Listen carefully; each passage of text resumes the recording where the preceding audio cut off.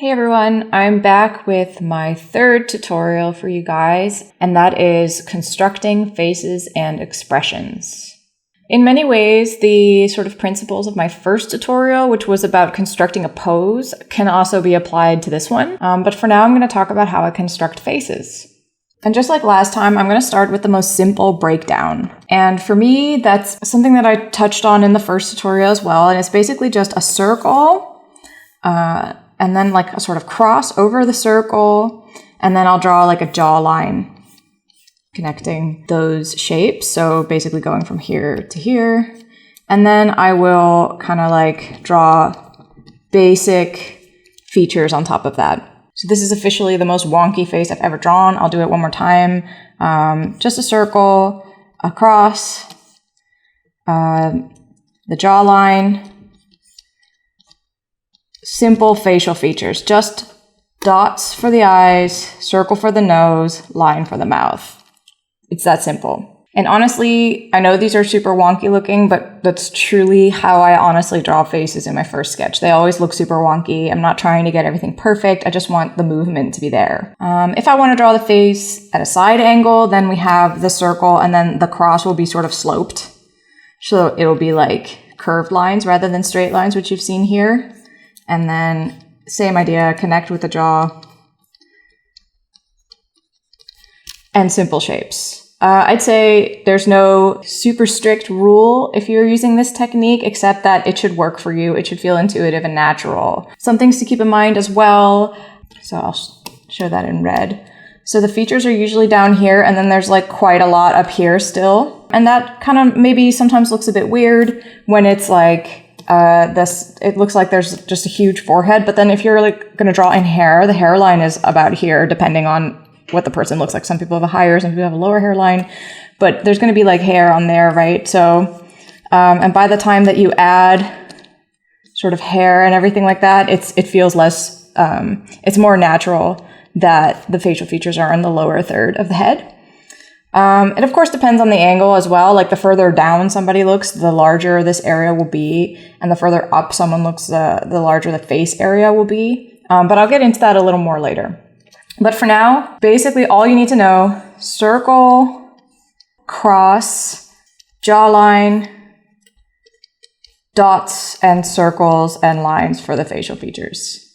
All right, so that's the most basic first step. Now I'll show you guys how I kind of like go from that super simple starting point to adding a little bit more detail. In the same technique that I showed you guys earlier, circle, simple cross, like with curved lines, and then super basic facial features just consisting of lines and dots. And then I will add like the neck. That always gives a lot of expressiveness instantly, because as soon as you have the neck in there, you have like an angle of the face. You know, you can see if she's leaning in or leaning back or anything like that. So I'm just I have this as my simple starting point. And then if I wanted to kind of go into more detail from there, I could like lower the opacity. So that's always useful. Like you want to have your guidelines there. So we want it more as a guide than as a rule. And then on a new layer on top, I can kind of work in more details. And that's the moment where I would think about the shape of the eye, the shape of the facial features a little more beyond just the simple shapes. I would start thinking about how full are the lips, how round are the eyes, where is she looking? The dots don't really convey that, right? The dots convey a direction and like a general location for the eyes, but they don't really tell us where she's looking. So then I'm just going to kind of try something. And again, I've showed this in my previous tutorials as well. Just try stuff, you know, draw something. If it doesn't work, erase it, try again.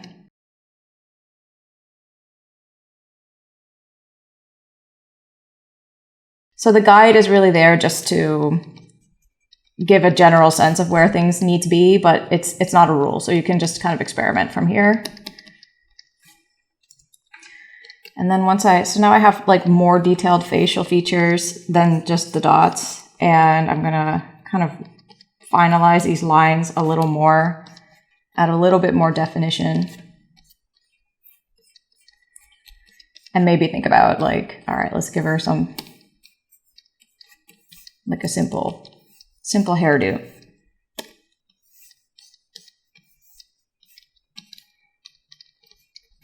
All right, so that's how I would go from like my super simple construction that I showed you guys here to like something slightly more detailed. And when I click it on and off, you can see that I kind of like, you know, added some more stuff, maybe changed the location of some parts. In this case, the jawline that you see here is a little bit more defined than it was in the initial sketch. So what I want to emphasize here, those first sort of lines that I showed you here, and those first lines that I showed you here are just really just a starting point so that you can layer on the details somewhere. And what's the most important about it is not like whether these lines are perfectly correct.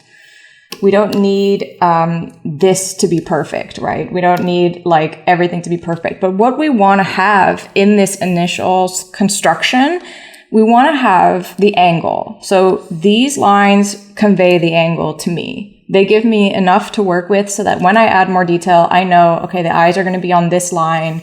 The features will be on a sloped line as well, which is why the nose is sticking out a little further than the mouth. We also want to know the general proportions of the face. I've used my sort of default type of female face here, which is sort of like a cute round type of face. That's something that I know is there in this sketch version because I've got like these rounder lines and I've got this type of proportion, right? Like large forehead, small round facial area here. I know what the slope of the neck is. So these are the things that I do want to get right, but it doesn't have to be perfect. It just has to be about the general direction and gesture and movement. And on top of that, I can go as detailed as I want to get. I'd say all of my drawings from realistic to cartoony all start with this simple construction. And you can take it in any direction. You know, you can decide to make the nose bigger. You can decide to make it smaller. You can kind of play around and push things around. But just realize when you're doing these first lines that this overall shape and overall proportion is what you will be building your sketch on. So make sure that that is what you want it to be. So the next thing I'm going to do is show you guys how I would apply this simple technique to like different types of face shapes. So just like in the body and pose construction, you know, the basic shapes can be adapted and modified to make it fit what you're trying to achieve. So I have here a face from, again, the wonderful Senshi stock, which I will link in the description. So this is one of the models that she's worked with, and you can see that he has a bit more of a square face. So I'm going to break down the shapes a little bit to show you guys what I'm seeing here. What I'm seeing is more of a square jaw, a little bit more like this. And he's got like a high hairline. So his hairline's kind of up here. He's got a fairly round nose from looking at it from the front, and a pretty clear sort of mouth line here. The main shape that I'm getting here is a kind of like rectangular shape. So that's what I'm seeing, and I'm going to use my construction technique to sort of eyeball this head and show you how I would draw that. So first I'm going to upscale him a little bit, and then I'm just going to start with the circle. When I'm drawing those jaw lines in after that, I'm going to make them a little more angular than I would normally do with my sort of default character shape. And I'm going to push out also the shapes here a little bit so that we get like sort of lines like this, because I can see that his hair is sticking out a little bit. And then those ears, the placement of the ears say a lot about the angle of the face. And then it's time for sort of the eye line, right? You always want to make sure they're on a line. I definitely have the tendency to not draw them aligned, so these lines always help me out. And then I will start with like the simple stuff, right? Like I said, just dots, just simple features. And the main thing I'm seeing is like one of his eyebrows a little higher than the other. And then it's time for the nose. The nose is about here, I'd say. And he's got like a bit of a more solid nose, like bit more of a bridge defined here. So I'm going to draw that in. And then sort of draw the mouth. When I look at this one, right, he's got his like nose and mouth is a little too low, so I'm just going to move that up a bit. I'm a huge fan of just using the transform tools if you need them. If you want to work fast and efficiently, it's fine to just use those transform tools. So I'm going to draw a little bit of that jaw shape that he's got going on here. A little bit of indication of the hair, and his neck is quite thick, so that's how I would draw that. So now I've got like the basic face construction. And you can see in my sort of basic sketch that I've got that circle, I've got that cross shape, the eye line, and I'm using like basic shapes for the rest, but I'm sort of pushing them, exaggerating some parts of it to make it look more like him, like the angular kind of face that I'm seeing. And if I wanted to layer a little bit more detail on top, I could lower the opacity. I guess I have an instinct to always start around the eyes. That's what I learned in art class when I was really young. So I'm gonna kind of work on this area. And his eyes are sort of like oval shaped. So I'm gonna try to do that similar shape here.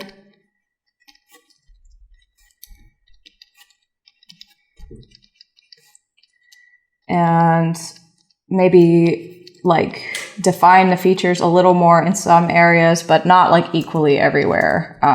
Because like I said in my previous tutorials, it's really important to not like draw over all of your initial sketch lines again. When I zoom out a bit, I can see that like certain areas could use a little bit more exaggeration. Maybe make the forehead a little bit bigger, hair a little bit bigger than I did in my initial sketch.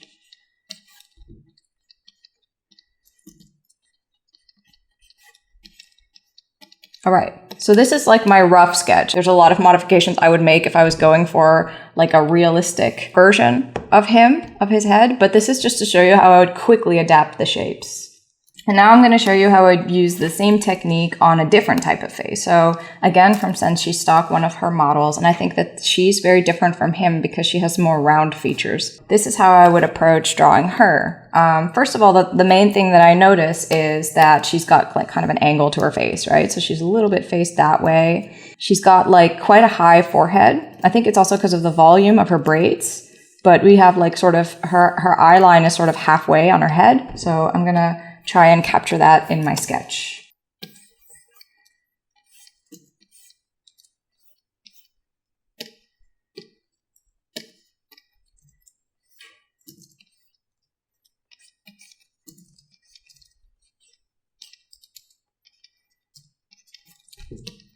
And again, I'm going to use simple features, and in her case, I want to use like sort of more sort of stretched out lines for the eyes, because I can see that her eyes are quite oval shaped. Right. And sometimes when I draw in the features, I see that like I've misplaced the jaw lines a little bit, so I can just adapt them there as I go with the eraser tool. I have the tendency to draw eyes a little bit too far apart. That's like my default. So I usually just leave it that way because I feel like it's a stylistic element of my art that I like. So I sometimes leave it, but sometimes I need to correct it as well.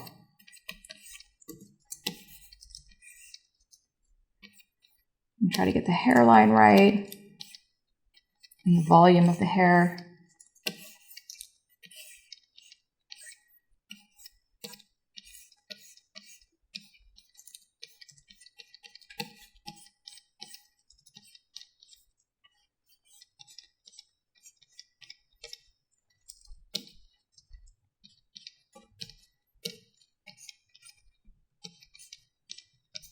Right, so this is my basic construction for her. I'm going to make some adjustments because I have her eyes a little too far apart.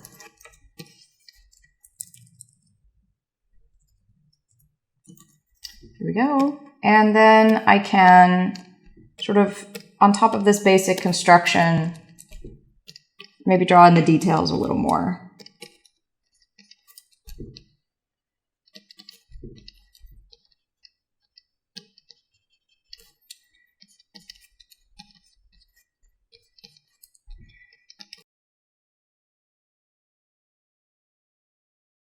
I'm always building the shapes of the features on simple, basic shapes. I never want to go too complicated there. I just want, to keep, like for the nose, I'm always using a circle, but sometimes I'll stretch it wider, sometimes I'll make it taller. That's how I adapt it. But I think as soon as it gets too detailed, you'll get lost. The details should always come at the end.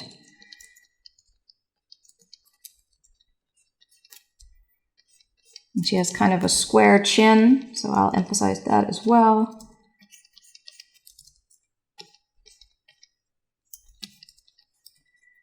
And then for her, you know, where the location and the volume of her hair has a big effect on the overall shape of her face. I'm going to keep it simple for now. I will definitely be doing a hair tutorial in the future to talk a little bit more about how I build that up.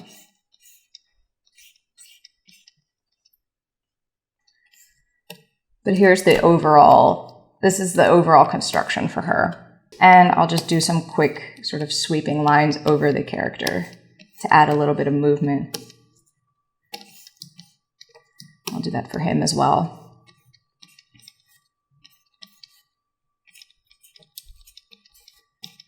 So here we have two different heads. This is the same basic construction technique that I showed you guys before on two different kind of head shapes. So in both of them, we have that circle and that cross that you can see here.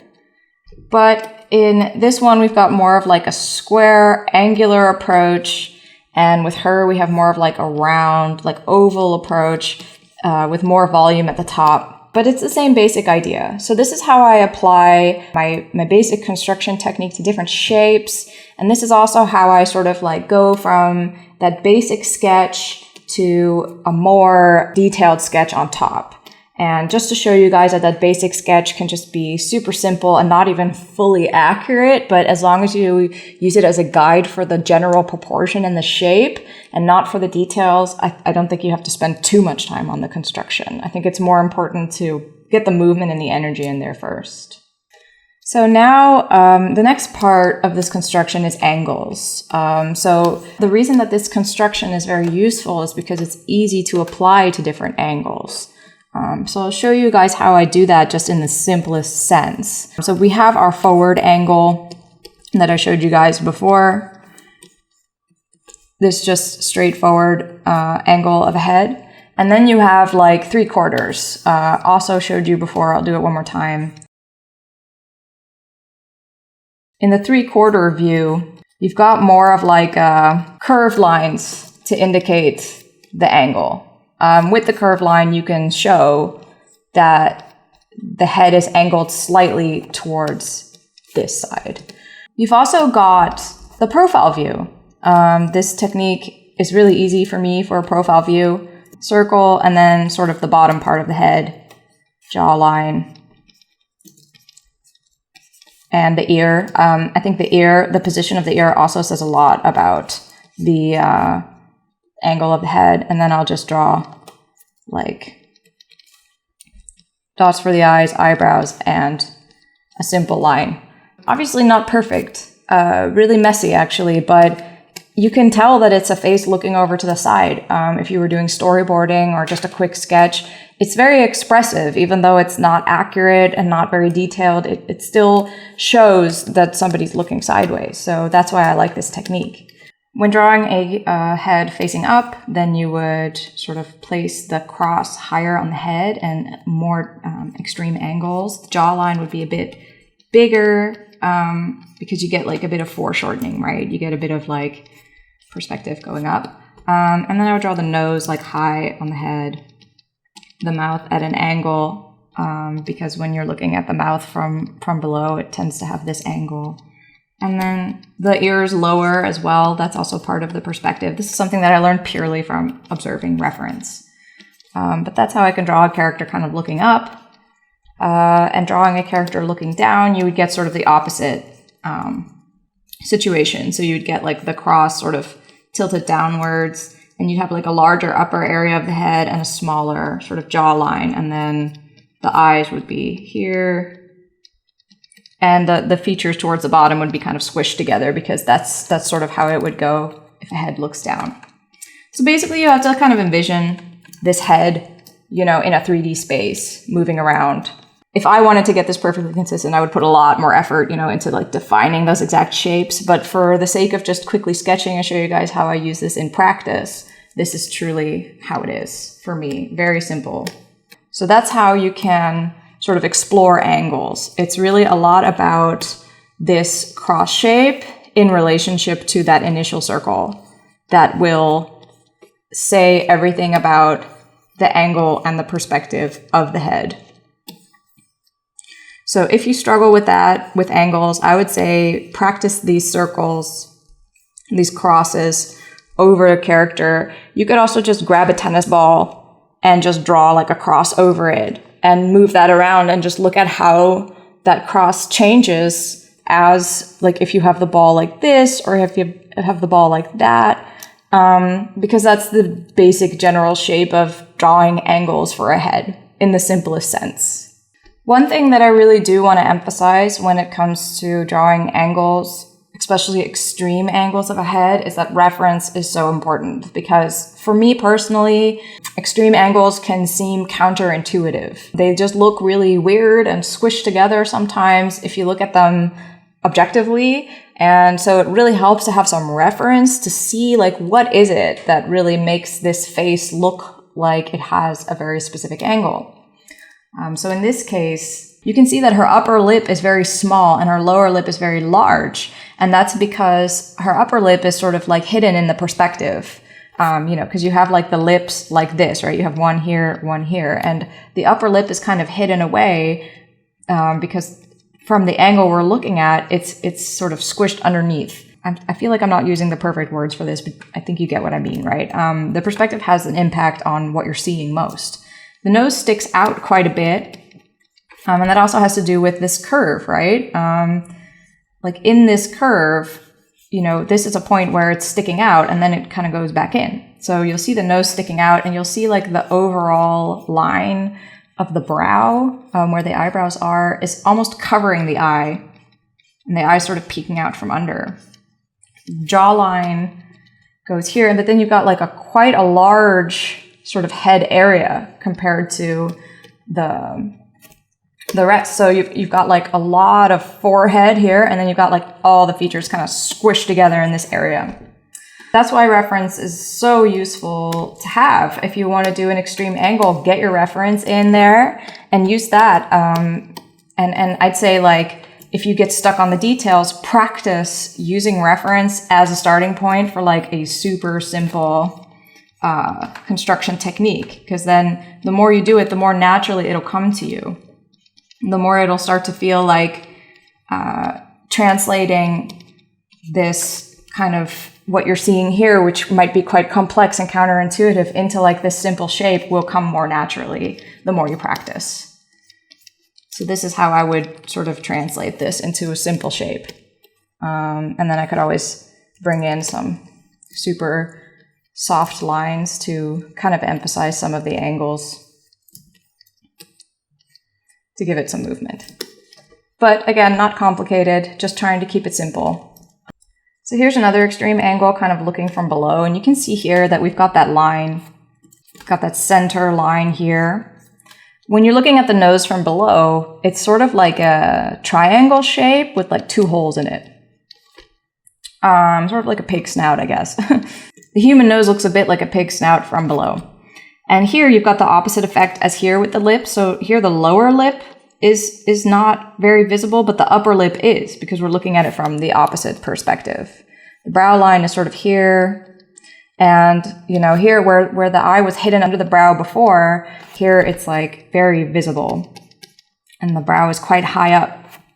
The ear is located lower because if you have this cross sort of going across the eye line, it will curve back, and so the ear will be situated lower. That's how you get that three-dimensionality.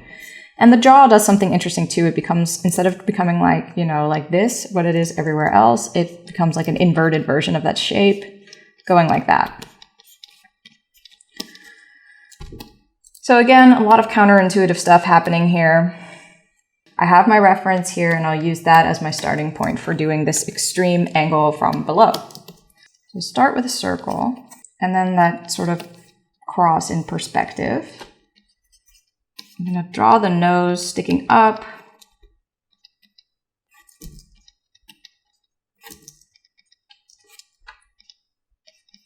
And get that chin in there too.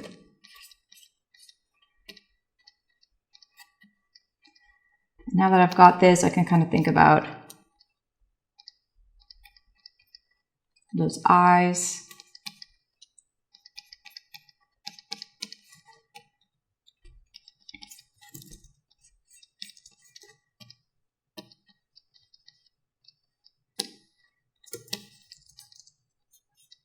Position of the ear is very important to establish the overall angle.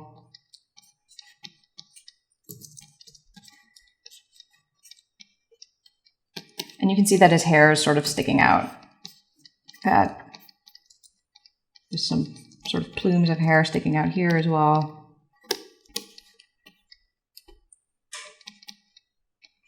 I'm going to try to capture some three-dimensionality in the bridge of the nose. Well, there we go. Okay, so this, I wouldn't say this is perfectly accurate, but it does capture the movement. If you look at it from afar, you know that it's somebody looking up.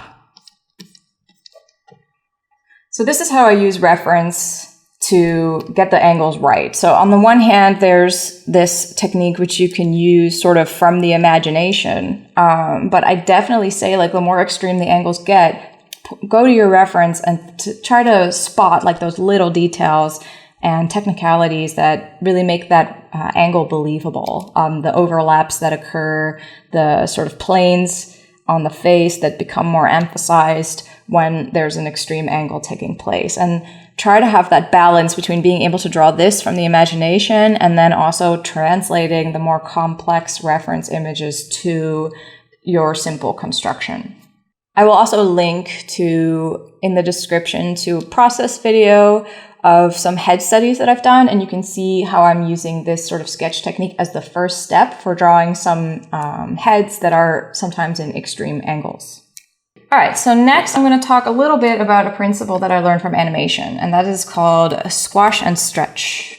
In animation, one of the first exercises we do is we learn how to animate a bouncing ball. So you start with a ball in the simple circle shape, and then you want to like kind of animate it on a trajectory, like falls here, hits the ground, and then bounces, and then bounces. And when doing so, if you want to animate it in a way that, you know, believable in terms of its interaction with gravity, then we learn how to apply squash and stretch. So we take the exact same volume of this ball, but when it hits the ground, it's like it flattens a bit. So it's sort of like squished down, as if it was like maybe a water balloon that doesn't break.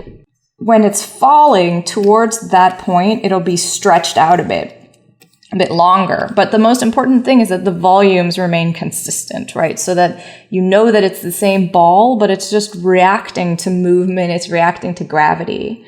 And then, of course, in between, you get the transitional phases between these steps. So that's the basics of squash and stretch. If you're interested in animation, this is a super fun exercise to do. You could probably find tutorials on how to do it as well. Just the bouncing ball animation exercise. It's the first step for any animator.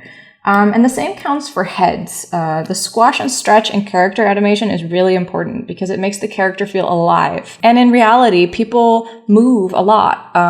So the volumes always remain the same, but there's some stretchiness to it that makes them appear organic. So before squash and stretch was used in animation, it all looked extremely static. But when squash and stretch was applied, it made the characters feel much more alive.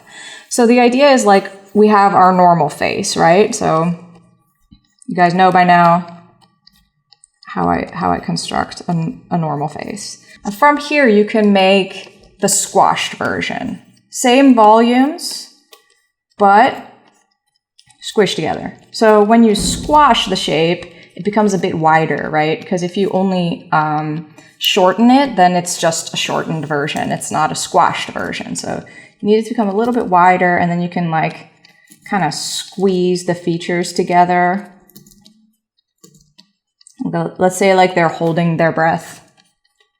That's how that would go. So that's what a squashed version would look like. And then you also have the stretched version, which is like same volume again, but now jawline longer. Ears would be the same, but like, for example, the eyebrows would be higher. And then probably the mouth would be further open, causing the jaw to sort of stretch downwards.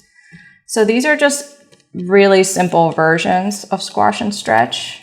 And in order to show you guys more about squash and stretch, I'm going to bring in some art by Jin Kim. Jin Kim, most incredible character animator. who makes some of these wonderful model sheets for different productions. These are from Tangled. And in general, if you're somebody who likes to look at character sheets, notice how there's always in every character sheet a very squished expression. So that's what you got here. And a very long expression. And that's what you got here. You'll always see that, not because it's necessarily saying something about the mood, although that a good character animator will create a mood from this, but it's also to show the animators, like especially the 3D animators who are going to translate this into 3D, what the minimum and the maximum limits are of the squash and stretch effect. You also see the use of squash and stretch in order to maximize the expressiveness of these drawings. So you can see that, for example, here, it's not just about squash and stretch on the overall face, which is what you got here, but you can also apply squash and stretch to areas of the face, like around the eyes. Like here you've got like squished together eyes with a very low brow. And here you've got way more space, way more high eyebrow, especially here. This area is really stretched out. And here it's really squished together. So you can see the different aspects of squash and stretch are applied to different expressions. This expression feels very like a very annoyed, like kind of exasperated expression. It works because the mouth is sort of squished up and we've got like a squished together face. And this works really well as a sort of like extreme, like over the top. He has a very exaggerated way of talking, and that works because everything's stretched out. So there's a degree of exaggeration that helps with emphasizing the expressions. So I'm going to try and combine all these elements to draw 3 different expressions. And I'm going to show you guys how I approach drawing expressions the way that I would for client work. The first thing that I do is bring in some expressions from Google. So I just Google shocked expression and I look at what I see. I get a lot of stock photos, a lot of emojis, a lot of like really corny stuff. Look at this shocked baby. This is so bizarre. There's something just wonderfully corny about this sort of imagery, but it says so much because these stock photos that you see, they fall back on what we know. And you can see some common things here. You can see the fact that like the eyes are very wide open, right? That's like something that you'll notice across a lot of these drawings. You also see like a tendency to put the hands on the face. But this sort of stuff is useful. Some of it is really stupid and you don't want to use it. And some of it is like, it gives you a good general idea of where you want to go. And when I'm looking for reference photos of this sort of stuff, I try to mix reference photos. So I try not to use only one photo as like my reference source, but I try to get like scan over all of these and try to find what's useful. So I'm going to make a shocked expression sort of from my overall impression of these reference photos. What I really like about this one is that he has his head angled up a little bit, and I think that works quite well for the shocked expression. It's somebody who moves their head up and kind of looks down from there. So my character is going to be like kind of looking, have the head angled up, and then have the eyebrows like that, eyebrows up, nose higher on the face because the face is angled up and the mouth is going to be open. And sort of like the corners of the mouth lower. And because the angle is sort of upwards, the ears will be a little lower, right? Because that line sort of tilts like that. And then you can see that like a lot of these shocked people have like their heads sort of tilted up, which creates a longer neck. So that's what I'm going to go for here. And the open mouths are often like, you barely see teeth. They're like really like dropped open, not like a smile or a yell, but like just a little, just like a wide open mouth. So that's what we got here. And her hair, I guess it would be cool to get some movement in the hair as well to show that she like just kind of moved her head up very quickly.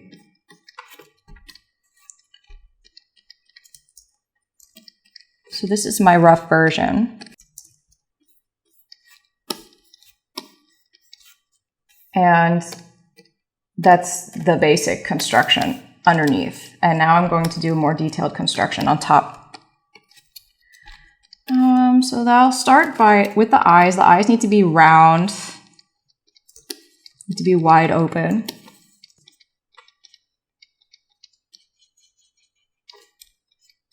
So I'm going to make them kind of big and with a lot of whites around the pupils. You can see that in these reference images, that really shows like a certain intensity of shock.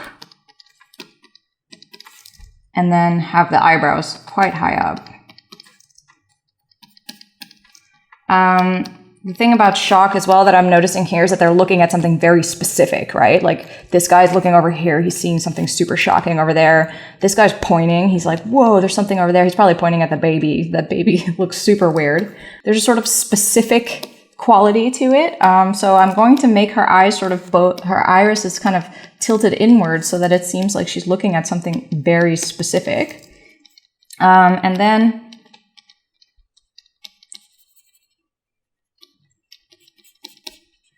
then I've noticed that with expressions, one of the most important things is the corners of the mouth. The corners of the mouth say the most about the mouth shape.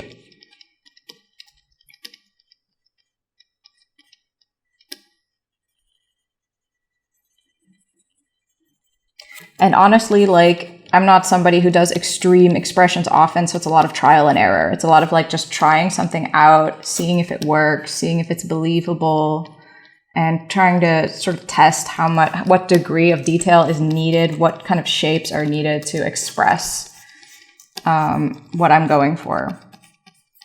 And reference is the ultimate help with that. This is a typical example of using squash and stretch. So I'm stretching her face.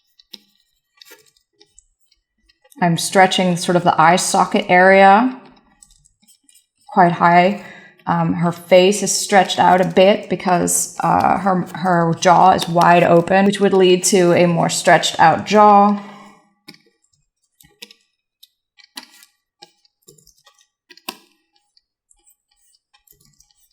And I'll use the hair as a way to further emphasize that stretching. We're using these long lines that sort of follow that stretch.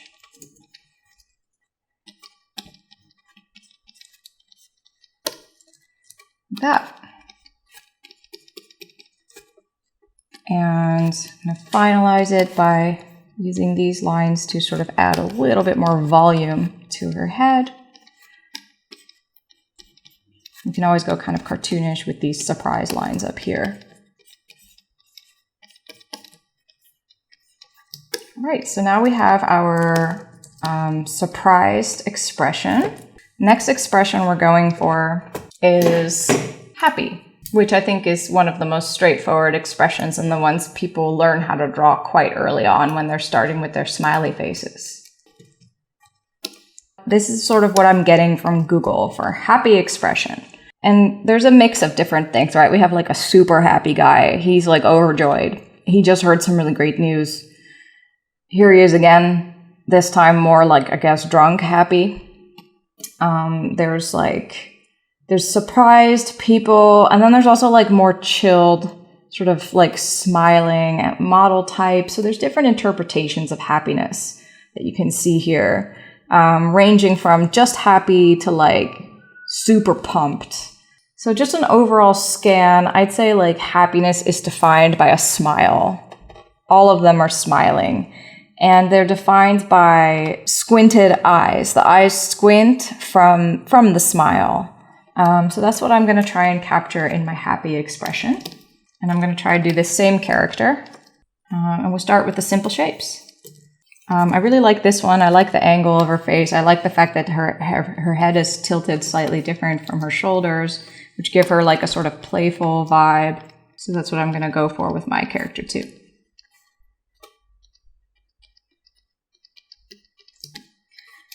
My character has quite defined jawline, so I'm going to try to capture that shape here, stay consistent with the overall shapes that I've chosen, and go for a similar kind of shoulder setup. All right, and then we can, again, use the hair to give a relaxed vibe. Just sort of not too directional, not going too far left or right, but just kind of falling naturally. So here's our basic sketch, basic shapes, and I'll go to the next level of detail. Her eyes first.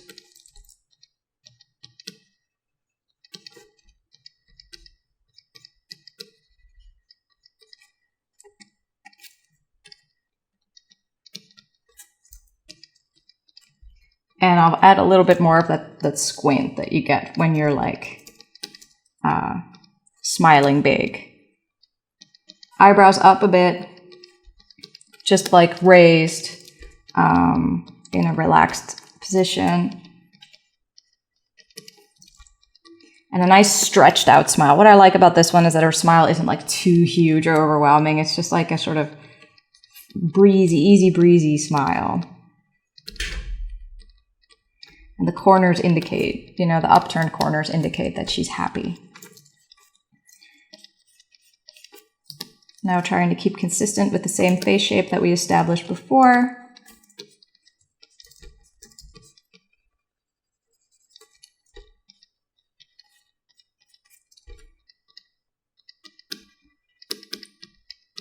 Try to like work in a little bit more detail around the face.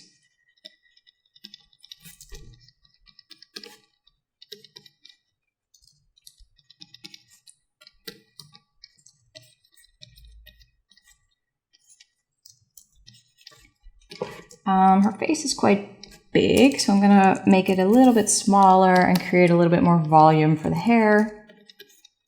And her hair is kind of falling down like this.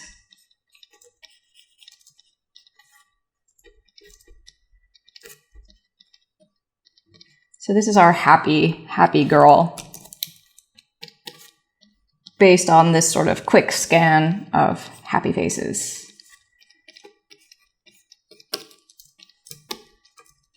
Differences with the previous one. Her eyes are more closed from the smile that she has. She has more of like a laid back, literally kind of angle to her head, sort of moving back a bit, whereas here it's like very extreme tilted up. And her hair is more, there's less movement in it, so she's just sort of smiling like this. She's not making any quick or fast movements. And the last expression I'm going to try and capture is a skeptical expression. So here are our Google results for skeptical expression. We've got a lot of variety here, different interpretations. Like she looks more exasperated. She's more like thinking. This doesn't strike me as skeptical in any sense. So we have some things going on here that are like, we've entered a zone of expressiveness that is much more open to interpretation. I think skeptical expression is also like less obvious because being skeptical is very situation based. So you have like people who could respond skeptically to something that was said to them, or they could just be like in a certain mood or mindset. It's much more difficult to nail. But something that I am noticing is the raised eyebrows thing. So having the eyebrows up, having one eyebrow higher than the other is sort of showing like a sort of cynicism towards something or questioning it. This guy has his eyebrows way up. This guy has like a sort of tilt. That seems to be the consistent look for skepticism. And almost all of them have closed mouths. That says something about maybe the fact that they're like listening to something or looking at something happening in front of them rather than talking or engaging. So I'm going to use that as my basis for the expression. And I really like this one. I like her.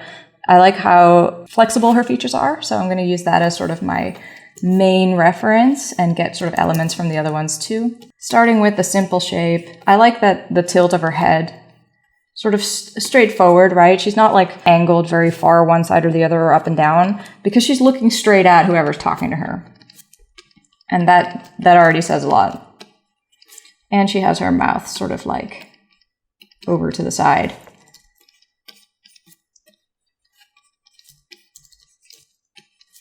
And her head at a little bit of a different angle than her shoulders. Again, something I talk about in my pose construction tutorial, how important it is to sort of like vary the angles to get a sense of rhythm. We're going to get it consistent with this girl again. She's sort of So we've got like a sort of square jawline, and we're going to have her like long hair. And in this case, I think it would work to have her hair sort of over to the side to like further exaggerate like the angle that she's looking at. So if we have the hair falling over, then we have even more the feeling that she's sort of tilted over to the side. So this is our sketch, and now we're going to go over it with a little bit more detail, just to finalize it. So the eyebrows, I think, are the most important part in this one. And then the relationship between the eyebrows and the eyes. One of the eyebrows is down, so we're going to have like that squash and stretch effect, like squish together eyes. And then the other one is higher up, so then we can get like more of an open eye and more of like a stretched effect, and this one's more squashed. And her mouth, I'd say she's got like quite a wide mouth. So if it's going to be squished over to the side, we need to make sure that it's still the same volume.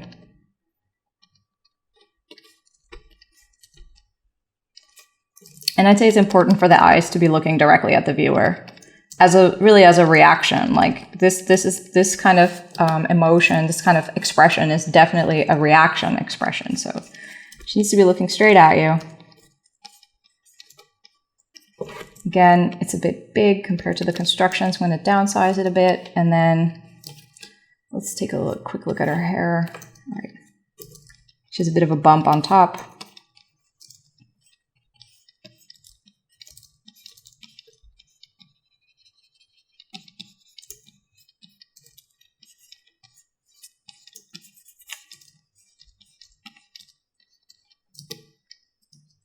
Let's see, so she's looking a little different than the previous one, so I think I have to make some adjustments for consistency.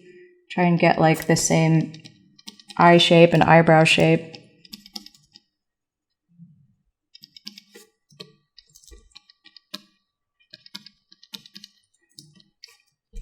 Make sure that she looks like the same person.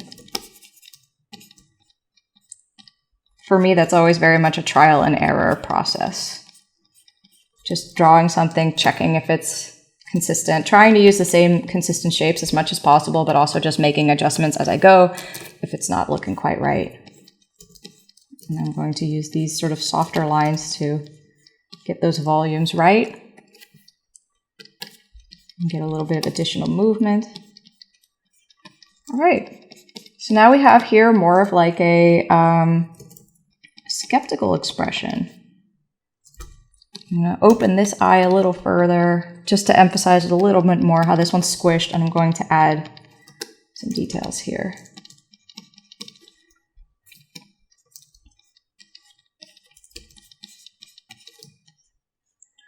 All right, so here are my expressions. And now that I've drawn 3 of them, I think I like this one the most. This one has like a little more wide set eyes than the top one. So I'm just gonna like adjust the top one a little bit to get her consistent with the other 2 expressions. And I'll just do that with Liquify. I think Liquify is a perfectly good tool to make simple adjustments. Simple adjustments like this without having to erase and redraw like entire parts. So here we go, a bunch of different expressions. So I hope this tutorial shows you a little bit about how I look at expressions, how I balance between reference and imagination, and how I sort of construct them and try to look at like volumes and angles and squash and stretch as a way to maximize the expressiveness of each drawing. Some tips for you guys when drawing expressions and constructing heads. I'd say practice the basic shapes as much as possible. You could just draw a plus sign on a tennis ball and sort of draw those if that's something you struggle with, or you could just do the basic construction, this one in all different angles. I'd say the better you get at that, the more intuitively it's going to come, and the more you'll be able to base the construction on these simple shapes first without getting lost in all of the details. Use reference as much as possible. I just showed you how important reference was for me to sort of scan the defining features of a certain expression to get a sense of like what we culturally understand to be a certain expression. And honestly, like different cultures even have totally different ways of expressing stuff. So there's all these different kind of like tropes that you can fall back on, techniques that say something about the expression that you're drawing. Do your research, figure out how your target audience looks at that kind of stuff. In my case, I draw for a mostly Western audience, so I'm falling back on the techniques used in Disney and used in these stock photos that I've looked at. That works well for me, but just try to figure out like what is considered a certain expression. Another thing that animators do a lot is they use their own mirror reflection as a reference for expressions, and that's also a really great way to do it. You can actually film yourself acting out a certain expression, and then you can see all of those like nuances, in what creates a certain expression. And the last tip is definitely useful for people like me because I tend to sort of stay in a comfort zone with expression. My art is a lot about like serenity, peace, and calmness. So you'll see a lot of those expressions in my art. And for me, like it's not always the most natural thing to push expressions further. So when I draw an expression that I feel is very extreme, other people often interpret it as, quite in the middle zone, not too extreme. Exaggeration is key, and actually going a little further than what you would think is the maximum level of exaggeration usually has a lot of emotional impact. So don't be afraid to exaggerate and push it a little further, go a little more extreme, and try to exaggerate in those shapes, in the squash and stretch kind of stuff. Remember with squash and stretch, the most important thing is that the volumes stay consistent. And as long as they're consistent, you can actually kind of push them really far and it'll still feel believable and like part of the same character. Don't be afraid to exaggerate. Don't be afraid to push it a little further. You can always tone it down as you're rendering or finalizing. But with expression, you want to push it a little further so that people really feel the emotion that you're trying to convey. So I hope this tutorial was useful for you guys. I hope it showed you how I approach construction and expressions. And definitely feel free to ask any questions if you have them. And as always, thank you so, so much for being my patron. Bye-bye.